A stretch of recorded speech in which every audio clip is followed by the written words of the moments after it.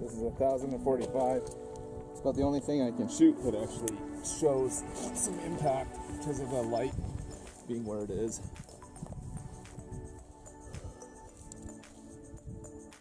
I hit it once already. Got a little bit of wind picking up.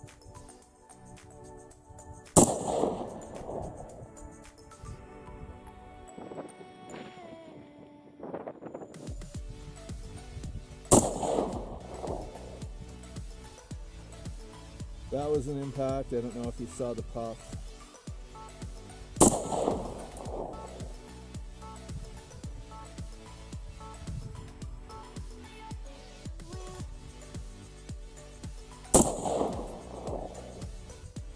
There you go. Again.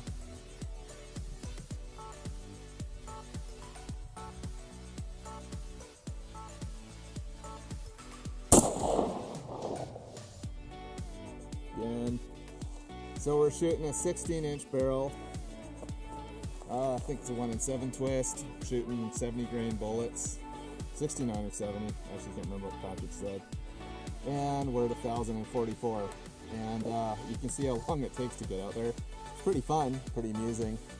I'd like to push it a little further, but I'm trying to find something that you guys can actually see the impact on.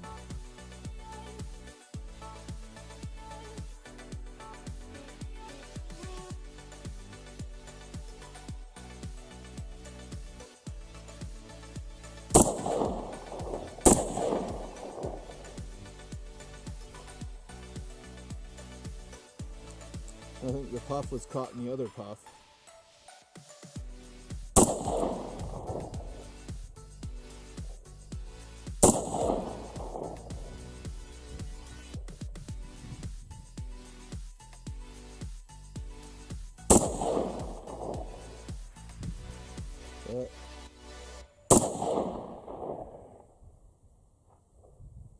Dang it, I hate it when they disappear in the shadow like that. Alright guys, so this is what we're shooting right now. It would be really sweet to have a 20 MOA one piece for this little scope. But this is just an old Leupold Mark IV 4.5 to 14 second focal plane. And just to give you an idea of how much elevation, dialing,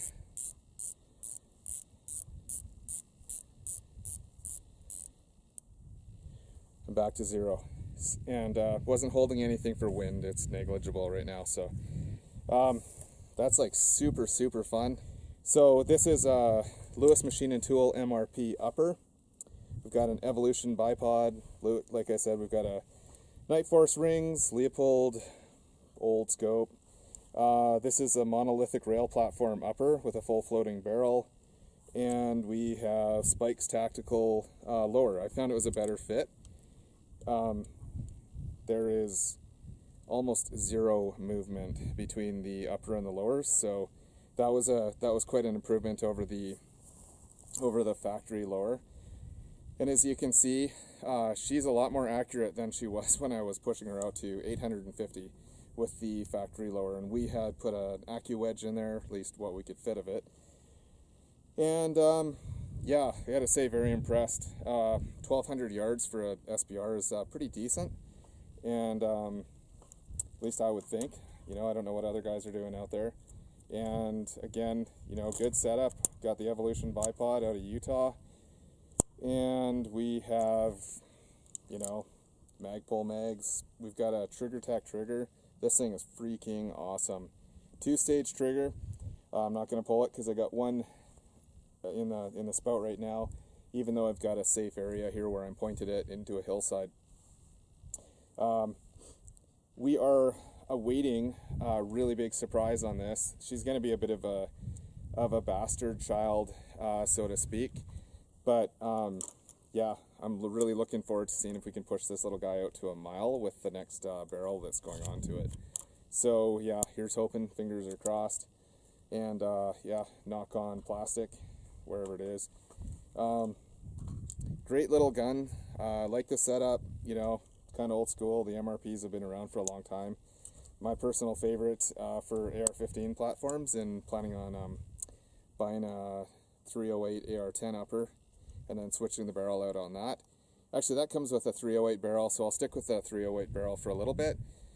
See how far we can push that 16-inch 308 barrel, and then we will switch it out to a 6.5 Creedmoor barrel and see how far we can go with that with this semi-auto.